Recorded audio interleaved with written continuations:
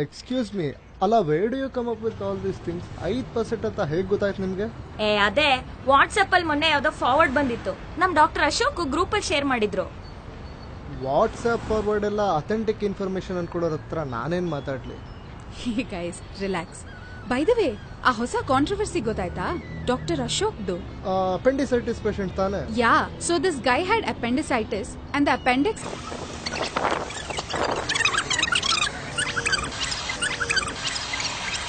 stupid. These Google patients, I tell you, are the most irritating. ಗೊತ್ತಾ? Actually. ಅಲ್ಲ, ನಮ್ ಕೆಲ್ಸನ ನಮಗ್ ಮಾಡಕ್ ಬಿಡ್ಬೇಕು ತಾನೆ.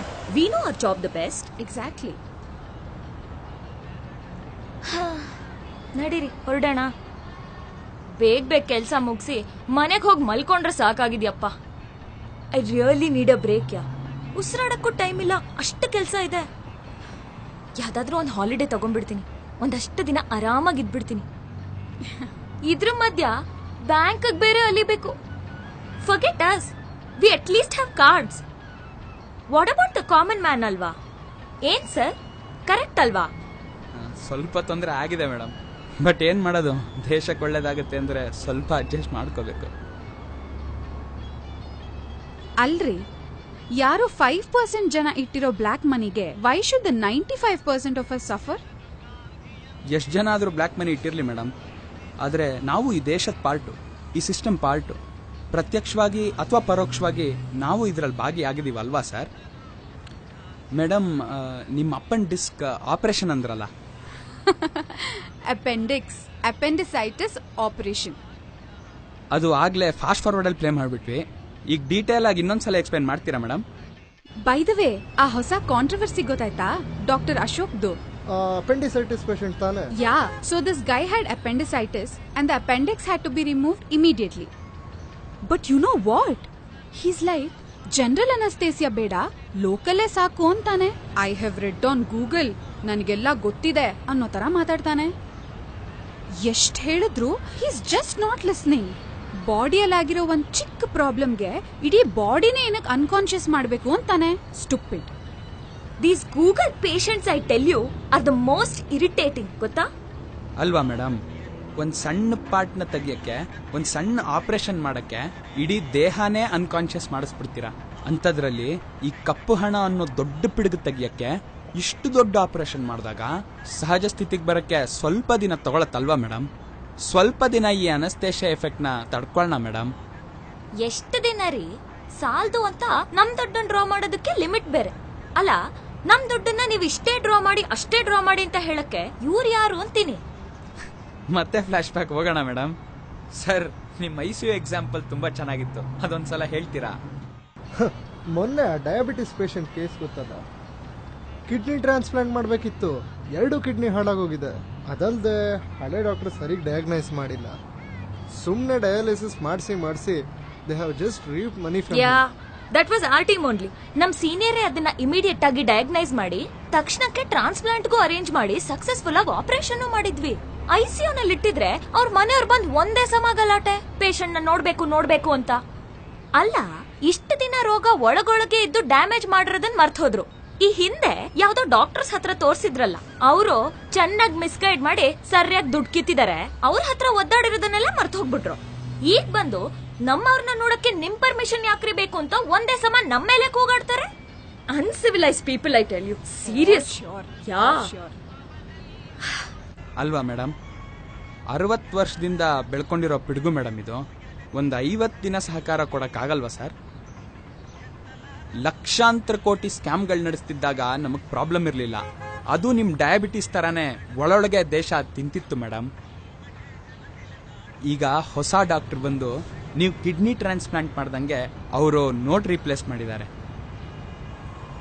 ಒಂದ್ ಸಣ್ಣ ದೇಹ ಆಪರೇಟ್ ಮಾಡಿದ್ರೇನೆ ಎಷ್ಟೊಂದು ದಿನ ICU ಇಡ್ತೀರಾ.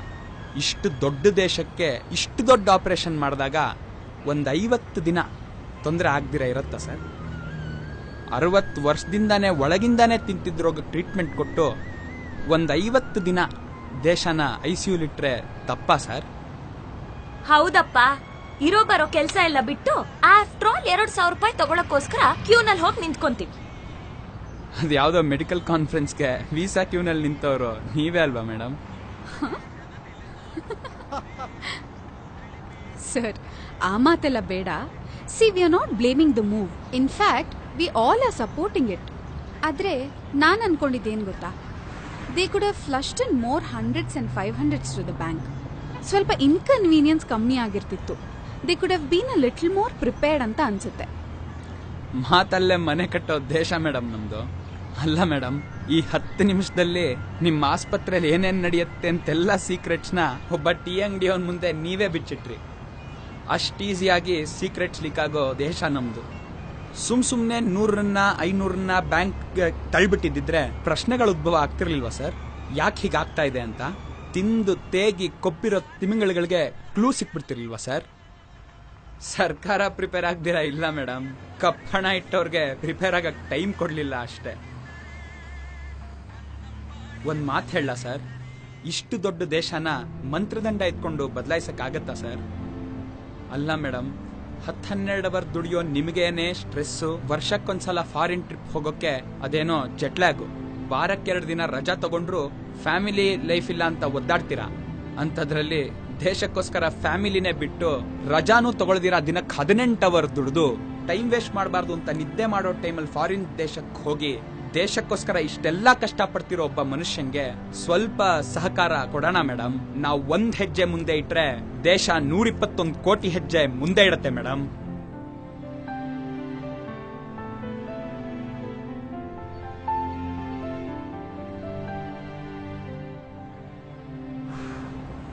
ಹೊರಡೋಣ. Hey, wait wait wait.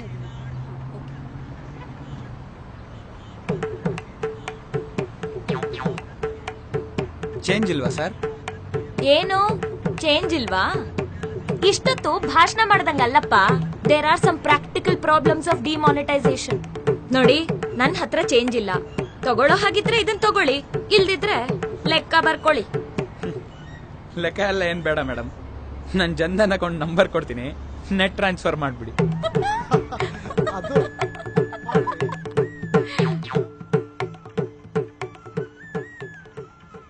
ಒಬ್ಬ ಚಾಯ್ ವಾಲ ನಿಮ್ ಬಾಯಿ ಮುಚ್ಚಿಸ್ಬಿಟ್ನಲ್ಲ ಡಾಕ್ಟ್ರೆ.